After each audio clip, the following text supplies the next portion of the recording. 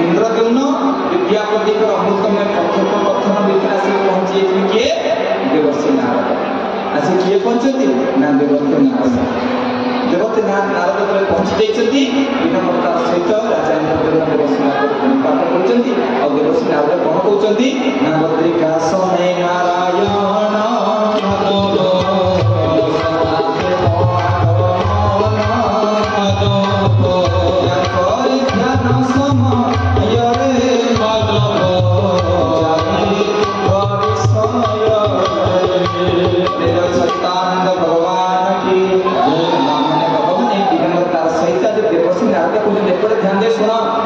देवर्षि नारद कहते हे राजा इंद्रद्युम्न बद्रिकाश्रम तपस्या करी समय भगवान स्वप्न आसी कहले नीलाचल पर्वत को गमन करने राजा इंद्रद्युम्न प्रस्तुत होती तुम टे जाओ यही समय कौन कली हे राजा इंद्रद्युम्न सहस्र जन्मर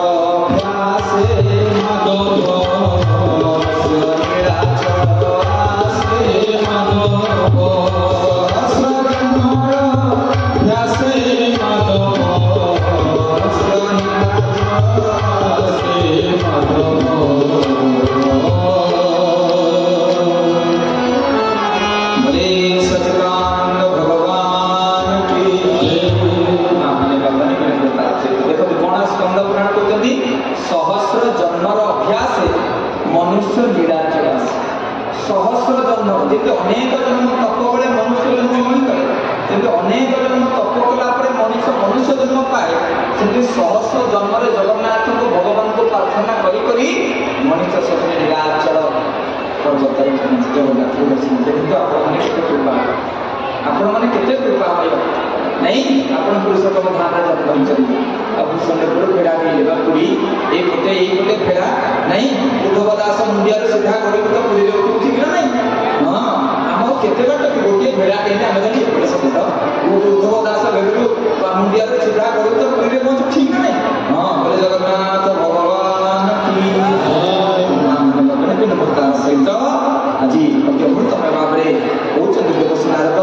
दुख संकुल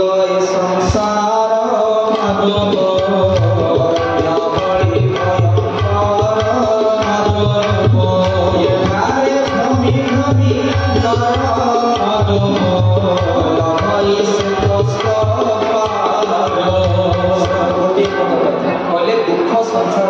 कौन कहले ना दुख संकुल ए संसार अरण्य